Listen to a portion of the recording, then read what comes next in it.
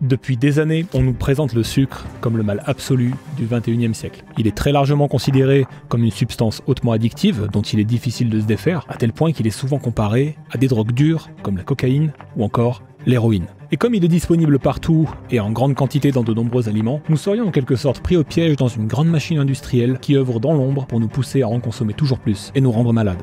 Sauf que tout ça est en grande partie faux. Et le fait que ce soit en grande partie faux pose un gros problème dont je te parle un petit peu plus loin dans la vidéo. Let's go. Pour comprendre un peu mieux pourquoi le sucre est considéré comme une substance hautement addictive dans l'inconscient collectif moderne, il faut revenir au point de départ. Et ce point de départ, c'est simplement la quête de réponses et de solutions par les scientifiques du monde entier pour essayer d'endiguer le tsunami d'obésité des dernières décennies, en particulier dans le monde occidental. Et parmi les facteurs les plus prépondérants lorsqu'il s'agit d'expliquer pourquoi il y a de plus en plus de personnes qui souffrent d'obésité dans le monde, on trouve le manque d'activité physique et une consommation croissante d'aliments hautement transformés et palatables. Palatable, ça veut dire qui arrive à satisfaire notre palais. Plus un aliment a un score de palatabilité élevé, et plus il est bon et agréable à manger, pour faire simple. Et pour obtenir un aliment qui a une forte palatabilité, la mission des industriels, c'est souvent de bien combiner les proportions de sucre, de sel, de graisse et d'arômes que l'aliment en question va contenir au final. C'est ce qui va lui donner son goût, mais aussi sa texture en bouche, et c'est une science à part entière. Donc c'est pas étonnant que le sucre ait été rapidement pointé du doigt comme étant l'une des sources principales du problème de l'obésité. Et ce n'est pas étonnant non plus qu'il ait été étudié à maintes reprises au cours des dernières décennies par les scientifiques. Et forcément, il a été question non seulement de regarder quels étaient les effets néfastes d'une surconsommation de sucre sur la santé, ça ils sont bien connus, mais aussi de savoir si le sucre pouvait être réellement addictif ou non, et dans quelle proportion. C'est là que les choses se compliquent un petit peu. En gros, et pour faire simple, si on veut déterminer si oui ou non le sucre est addictif et à quel niveau, il faut mettre en place un protocole d'étude et tester ce protocole. Donc on peut imaginer une étude dans laquelle on donnerait du sucre régulièrement à des êtres humains pendant une période de temps qui est donnée, et d'un seul coup, on arrêterait de leur en donner. Et ensuite, on regarderait leur comportement. Est-ce qu'ils commencent à réclamer du sucre? Si oui, avec quelle intensité? Qu'est-ce qui se passe si on ne leur en donne pas? Est-ce qu'ils deviennent agressifs ou non? Quels efforts sont-ils prêts à faire pour en obtenir de nouveau? Ces questions ne sont pas anodines, puisqu'elles font partie des critères qui sont analysés par les scientifiques pour connaître le pouvoir addictif de différentes substances. Il y a aussi d'autres critères, ma liste n'est pas exhaustive, c'était pour l'exemple et pour mieux comprendre. Et c'est là que tu vois qu'il y a un problème, c'est qu'on peut tout simplement pas faire ça sur des êtres humains. Imagine les mecs, ils arrivent parfaitement sains pour participer à l'étude, et ils repartent addicts à un truc. Là en l'occurrence, potentiellement le sucre. Pas ouf. Du coup, on fait ce genre de test sur des bons gros rats de laboratoire. Dans le cas des tests sur l'effet addictif des vraies drogues par exemple, on va insérer un cathéter sur les rats, et en appuyant sur un bouton ou un levier, ils vont pouvoir accéder à une dose de cocaïne gratuite, ou de n'importe quelle autre drogue. Alors ça va être soit une fois, soit un nombre de fois illimité pendant une durée donnée. Il y a un certain nombre de protocoles de tests qui existent comme ça. Et ces tests, ils permettent de regarder l'évolution du comportement des rats au fil des jours et des semaines. Est-ce qu'ils vont consommer toujours un peu plus de ladite substance ? Ou alors est-ce que leur consommation se stabilise? Et qu'est-ce qui a changé dans leur fonctionnement cérébral? Toutes ces choses-là. Mais là où ça devient intéressant, c'est quand les scientifiques ajoutent des contraintes supplémentaires pour les rats. Des actions et des efforts que les rats vont devoir réaliser pour obtenir leur dose. Comme par exemple devoir parcourir un labyrinthe ou recevoir une petite décharge électrique en plus de la dose. C'est super sympa. Parce que plus une drogue a un fort potentiel addictif, plus les rats vont être enclins à faire des efforts pour l'obtenir, même si ça implique des conséquences désagréables pour eux. Et c'est à partir de là qu'on va pouvoir faire un petit bond dans le passé et revenir 10 ans en arrière, en octobre 2013. À cette époque, aux États-Unis, beaucoup de grandes revues de presse populaire, comme Forbes ou US News, publient des articles de presse dont les titres font sensation. Étude, les biscuits Oreo aussi addictifs que la cocaïne. Ou encore, pourquoi les Oreos sont aussi addictifs que la cocaïne pour le cerveau. Ces articles font tous référence à une expérience réalisée par le docteur Joseph Schroeder, qui est professeur au Connecticut College. Dans cette expérience, le professeur et son équipe d'étudiants ont placé des rats dans un labyrinthe, avec d'un côté la possibilité de manger une galette de riz, ce qui est assez fade, et de l'autre côté un biscuit Oreo. Sans surprise, les rats ont largement préféré le côté où on leur donnait des Oreos.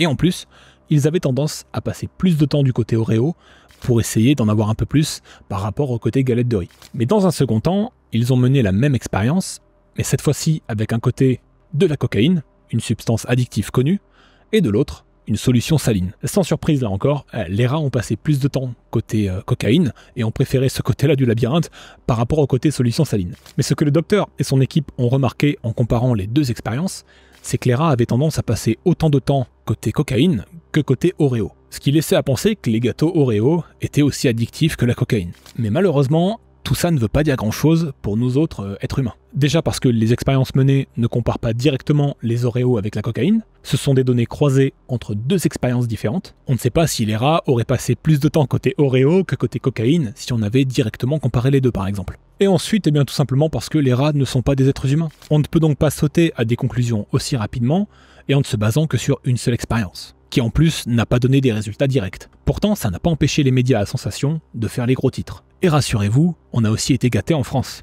avec des journaux comme Le Point ou encore Libération. Mais bon, d'un autre côté, avec les médias, on a l'habitude. Alors attention, je ne dis pas que le sucre et tous les aliments à forte palatabilité qui en contiennent ne sont pas addictifs. Mais si on en croit les études scientifiques récentes sur le sujet, c'est sans doute pas autant addictif que des drogues comme la cocaïne, la morphine ou même l'héroïne. On en est même plutôt assez loin. En fait, le sucre serait plutôt du même acabit que la caféine ou que de la nicotine, si on en croit ces fameuses études récentes. Mais là encore, ces études montrent bien qu'il y a un manque critique de données relatives à l'être humain, puisque la plupart des recherches à ce jour ont été menées sur des animaux, et que les résultats sont loin d'être suffisamment convaincants, même chez les animaux.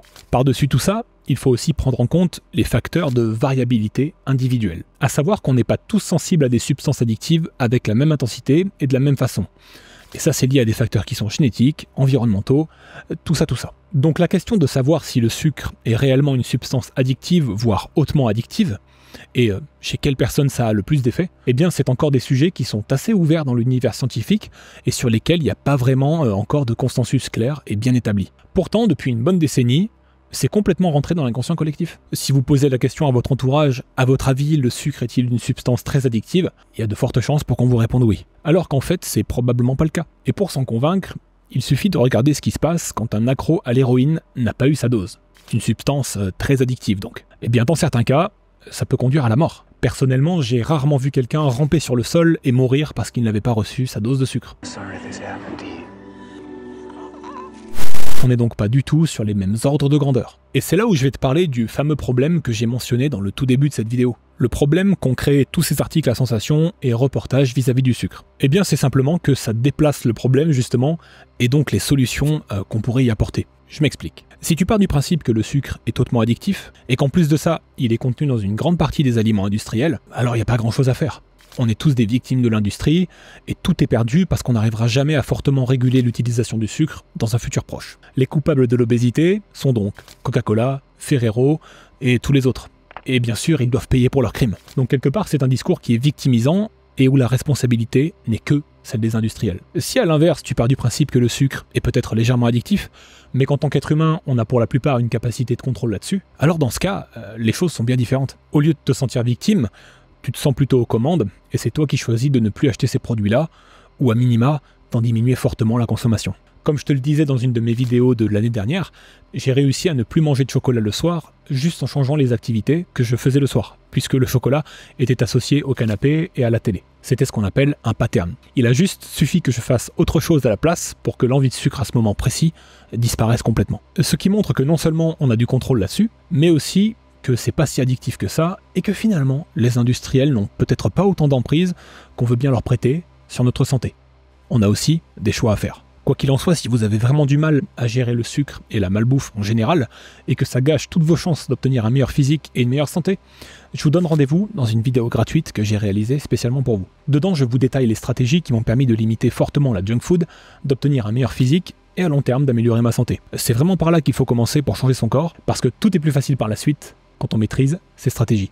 C'est basé sur le jeûne, mais aussi sur d'autres concepts qui ne vont pas manquer de vous intéresser. La vidéo est disponible en cliquant sur la petite vignette juste ici, ou en cliquant sur le premier lien que vous trouverez en description de cette vidéo. Dites-moi ce que vous pensez de toute cette histoire de sucre dans les commentaires, ça m'intéresse vraiment de savoir et de commencer à animer le débat. Et je vous retrouve très vite pour de nouvelles vidéos. Merci d'avoir passé ces quelques minutes avec moi sur ma chaîne Roms Physique. C'était Romain, ciao.